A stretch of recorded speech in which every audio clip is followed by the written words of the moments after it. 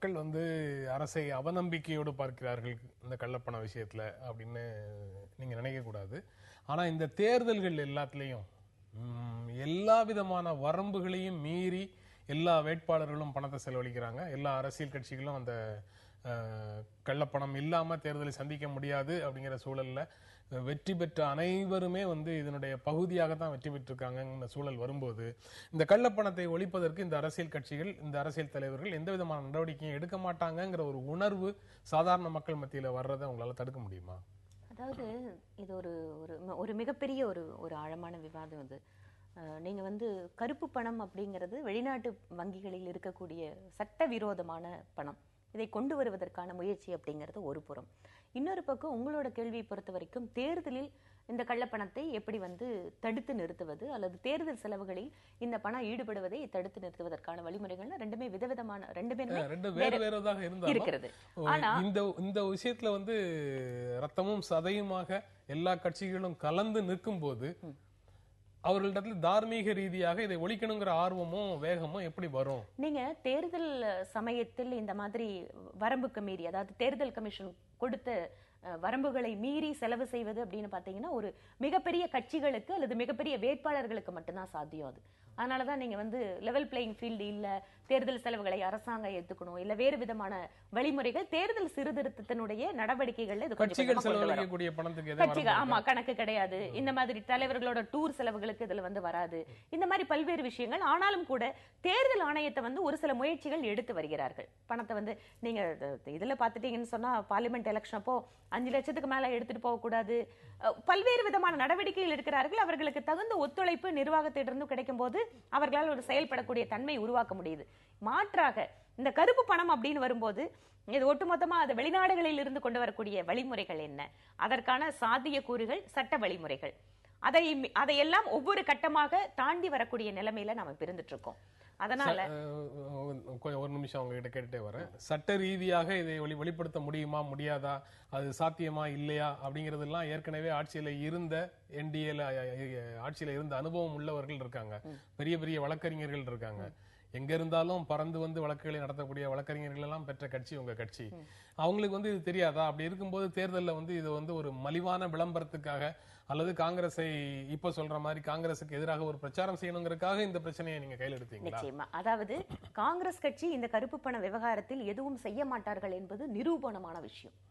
ஏனென்றால் UPA 2 அந்த அரசாங்கத்தின் ஒரு மிக முக்கியமான தேர்தல். அதனாலதான் நான் சொன்னேன், போன பாராளுமன்ற தேர்தலில் இது மிக முக்கிய பிரச்சனையாக்கப்பட்டு அதனால் அவர் தேர்தல் அறிக்கையில் சேர்க்கப்பட்டது. ஆனா அதுல ஏதாவது ஒரு இன்ச்சாவது நகர்ந்துச்சான்னு கேட்டா இல்ல.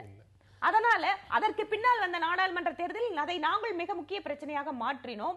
அதை வந்து மக்களிடம் சொன்னோம், அதற்கான செயல்பாடுகளை தொடங்கிட்டோம். திருப்பியும் சொல்றேன், காங்கிரஸ் கட்சி லிஸ்டையே கொடுக்க மாட்டோம். நாங்க என்ன சொல்றோம், கோர்ட்டுக்கு கொடுத்துறோம். கோர்ட் வந்து வெளியிட்டதுன்னா நீங்க தாராளமா எல்லாரும் பாத்துக்கலாம். ரெண்டு பேருமே வழக்கறிஞர்கள் நாங்க தான் தயாரா இருக்கமேன்ற. நீங்க டியூ ப்ராசஸ் ஆஃப் லாவோட நீதிமன்றத்தில் வந்து தாக்கல் செய்து எவிடன்ஸ் இன்வெஸ்டிகேஷன்லாம் டியூ ப்ராசஸ் படி பண்ணி நீங்க வெளியிடுங்கன்றோம். நீங்க அதை சொல்லும் போதே இஃப் அண்ட் பட்ஸ் சொல்லும் கிடையாது, நல்ல தாராளமாக வெளியிடுங்க. நடக்காதோங்கிறதுக்காக இல்ல நான் என்ன சொல்றேன், ஒரு பழிவாங்கும் நடவடிக்கையாக அதை நீங்க பண்ணக்கூடாது. உண்மையிலே கருப்பு பண விவகாரத்தை குறித்து கவலை காங்கிரஸ் கட்சிக்கு இருக்கிறது. 2013 இன்டெகிரிட்டி என்ற ஒரு நிறுவன அமைப்பு வந்து அறிக்கை விடுறப்போ $343 பில்லியன் இந்தியாவில் வந்து கருப்பு பணம் புழக்கத்தில் இருக்குன்னு சொல்லும்போது உலகத்தில் 5வது நாடாகவும் 3/4 ஆஃப் தி ஜிடிபி ஆக இருக்குன்னு ஒரு கவலை தோய்ந்த ஒரு செய்தியை வெளியிடுகிறப்போ எல்லாருக்குமே இந்த கருப்பு பண விவகாரத்தை கொண்டு வரதுல கடந்த அரசு பல முயற்சிகள் எடுத்திருக்கு. இல்லைன்னு சொல்ல முடியாது. இருங்க, இப்போ சில நாடுகளோட இருக்கிற உடன்படிக்கை அதுக்கு தடையாக இருக்கிறது. அவர்களோடு பேசுவதற்கெல்லாம் ஒரு நாள் அது முடியல. பல டபுள் டாக்ஸேஷன் அதே நான் கேட்கிறேன், என்ன உடைச்சிங்க நான் சொல்றேன், என்ன நடந்துச்சு பாருங்க. 2014 தேதி அக்டோபர் மாசம் இதே மத்திய அரசு, மோடி அரசு உச்ச நீதிமன்றத்தில் என்ன அபிடவிட் பண்ணிச்சு? அந்த ஜூலை 2011 ஆர்டர் என்ன, சுப்ரீம் கோர்ட் என்ன சொல்லிச்சுன்னா, நீங்க அந்த நேம்களை வெளியிடுங்கன்னு சொல்லிச்சு. அதற்கு இந்த டபுள் டாக்ஸேஷன் எல்லாம் இருக்கு, நாங்கள் வெளியிட முடியாது அப்படின்னு சொல்லி சுப்ரீம் கோர்ட்ல அபிடவிட் போட்டது நரேந்திர மோடி அரசு. இப்போ 17/10/2014 நீங்க தான் போட்டீங்க, இந்த பட்டியலை வெளியிட முடியாது, நாங்கள் இது வந்து இதுல இருக்கிற பிரச்சனை எல்லாம் இருக்குன்னு சொன்னீங்க. இப்போ அருண்ஜேட்லி சொல்றது வந்து எல்லாருக்குமே இப்போ அரசியல் ஆக்குறீங்க நீங்க. இல்ல அரசியல் ஆக்கல. இதுல நிஜமாவே ரொம்ப ஹானஸ்டா வந்து இதுல இந்த பிரச்சனையில வந்து ஒரு முயற்சி எடுத்திருக்கிறது அப்படிங்கிறது மோடி அரசாங்கம். அதுல எந்த மாற்றம் கிடையாது. இல்லைன்னு சொன்னா தேர்தல் அறிக்கையில நிறைய விஷயம் நம்ம சொல்றோம், தேர்தல் பிரச்சாரத்துல நிறைய விஷயம் சொல்றோம். இலவசங்களை கொடுப்பதை பற்றியோ இல்ல மக்களுக்கு வந்து இதெல்லாம் செய்யணுங்கிறது எல்லாத்தையும் விட்டுட்டு முதல் கேபினெட் கூட்டத்தில் எடுக்கக்கூடிய முதல் முடிவு கருப்பு பணத்தை மீட்டு கொண்டு வருவதற்கான குழு அப்படிங்கும் போது இல்லைங்க, நாட்டு மக்களுக்கு அது பகிர்ந்து கொடுங்கன்னு சொல்றோம். அதாவது நாங்க தான் எதிர்பார்த்துக்கிட்டு இருக்கோமே. நீங்க தாராளமா கொடுப்பீங்க, எப்ப பட்டியல் வெளியிடுவீங்க என்று தாராளமா வெளியிடப்படும் காத்து கொண்டிருக்கிறது. 100 நாள் சொன்னீங்க, 4-5 மாசம் ஆகி போச்சு, 150 நாளுக்கு மேல ஆகி போச்சு. சீக்கிரமா வெளியிடுங்கன்னு சொல்றோம். பாரதிய ஜனதா கட்சி எதிர்கட்சியாக இருக்கும் போதே இப்ப இருக்கக்கூடிய அதிகாரிகள், மோடிக்கு உதவக்கூடிய அதிகாரிகள், அப்புறம் குருமூர்த்தி எல்லாரும் சேர்ந்த ஒரு குழு போட்டு இதை பற்றி ஒரு அறிக்கையை தயார் பண்ணி வச்சிருந்தது எல்லாம் இருக்குல்ல. பேப்பர் எல்லாம் உங்ககிட்ட ரெடியா தானே இருக்கு. பார்ட்டி லெவல்ல, கட்சி அளவுல கட்சி அளவுல ஒரு ஸ்டடி இதுக்காக செய்யப்பட்டு அதை தாண்டியும் வந்து ஒரு குழு இதற்காக அவர்களாக ஆர்வத்தோடு ஒத்துழைத்தார்கள். திரு வைத்தியநாதன், திரு குருமூர்த்தி அவர்கள், இந்த மாதிரி ஒரு குழுவும் இதற்காக வந்து அவர்களுடைய அதாவது ஆய்வறிக்கை தயார் செய்வது அப்படிங்கிறது ஒரு புறம். இன்னொரு புறம் இதில் சட்ட ரீதியாக இருக்கக்கூடிய ஒவ்வொரு படிநிலைகளையும் தாண்டி வருவது அப்படிங்கிறது இன்னொரு புறம். இந்த ரெண்டையும் நம்ம வந்து ஒரு கோர்ட்டுல வந்து ஒரு அரசாங்கம் செய்யக்கூடிய வேலை அப்படின்னு வரும்போது, திருப்பியும் சொல்றேன், நீங்க சார்ஜ் ஷீட் போட்டு அந்த நேம்ஸ் எல்லாத்தையுமே கோர்ட்டுக்கு வந்து நாங்க கொடுக்க போறதா அருண்ஜேட்லியே சொல்லியிருக்காரு. ஆனா இதற்கான எவிடன்ஸ் தயார் பண்றது, கோர்ட்டுக்கு அது கொண்டு வரக்கூடிய நிலைகள், இதையெல்லாம் கடந்த பின்னால் நிச்சயமாக அந்த பெயர்கள் வெளியிடப்படும் அப்படிங்கறதா இருக்கக்கூடிய உண்மை. ஆனால் இதை கூட செய்ய முடியாத நிலைமையில், செய்ய முடியாது என்கின்ற மனநிலையில் தான் காங்கிரஸ் இருந்ததுங்கிறத மக்கள் புரிஞ்சுக்கணும். நடைமுறையில என்ன நடந்திருக்குங்கிறதே பிரச்சனை இல்ல. உங்க மனசுல வந்து நீங்க வெளியிடணுங்கிற நோக்கமே இல்லாம இருந்தீங்க. அவங்க மனசுல வந்து நோக்கம் இருக்கு, செயல்பாடு கொண்டு வந்துட்டு இருக்கோம். ஆமா, அந்த ரெண்டையும் மட்டும் இல்ல, செயல்பாடு சேர்ந்ததா இருக்கு. செயலுக்கும் சம்பந்தம் கிடையாது. இப்போ மகாராஷ்டிராவில் எடுத்துக்கோங்க, இதே என்சிபியை பற்றி மேடையில் பேசும்போது என்ன சொன்னாரு? நேஷனல் கரப்ட் பார்ட்டின்னு சொன்னார். இன்னைக்கு அவர்களோடு கூடி குழாவுகிறார்கள், அவர்களோட உறவு பேசுகிறார்கள். நான் சொல்றேன், அவர்கள் ஆதரிக்கும் போது நீங்கள் ஒரு ஊழல் கட்சி, உங்கள் ஆதரவு எங்களுக்கு தேவையில்லை என்று சொல்லுகிற ஒரு ஆரோக்கியமான அரசியலை நரேந்திர மோடி ஏன் முன்னெடுத்து வைக்கல?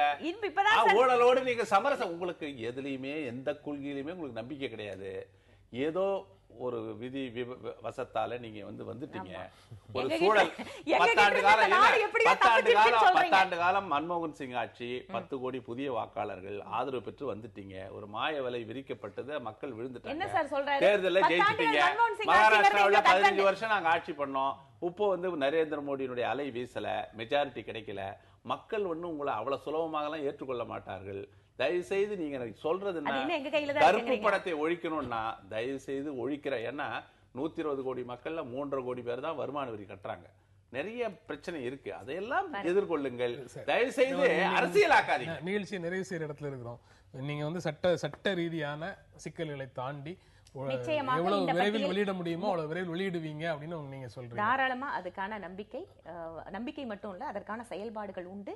நிச்சயமாக சட்ட ரீதியாக என்னென்னவெல்லாம் இந்த விஷயத்தில் செய்ய வேண்டுமோ அந்த பெயர்களுக்கு பின்னால ஆய்வுகளை நடத்தி, பெயர்கள் அந்த பெயர்களில் இருக்கக்கூடியவங்க மேல ஆய்வுகள் நடத்தி குற்றப்பத்திரிகையோடு நீதிமன்றத்துல அதை ஆதாரங்களோடு தாக்கல் செய்யணுங்கிறத உங்களால செயல்படுத்த முடியும். நிச்சயமா முடியும். இல்ல, அருண்ஜேட்லி அவர்கள் இதுல காங்கிரஸ் கட்சியை சேர்ந்த எம்ப்ரெஸ்மெண்ட், அவங்களுக்கு தர்ம சங்கடம் ஏற்படும் என்று சொன்னதன் மூலமாக இது அரசியல் சர்ச்சையாக்கி விட்டார். இந்த பட்டியலை பொறுத்தவரை அவர் யார் கருப்பு பணம் இருக்கோ அவருடைய பட்டியல் வெளியிடப்படும்.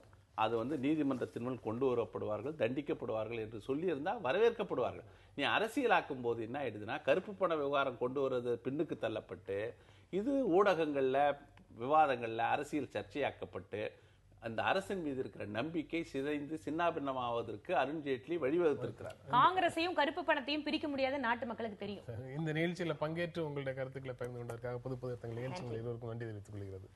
மீண்டும் சந்திப்போம். நன்றி, வணக்கம்.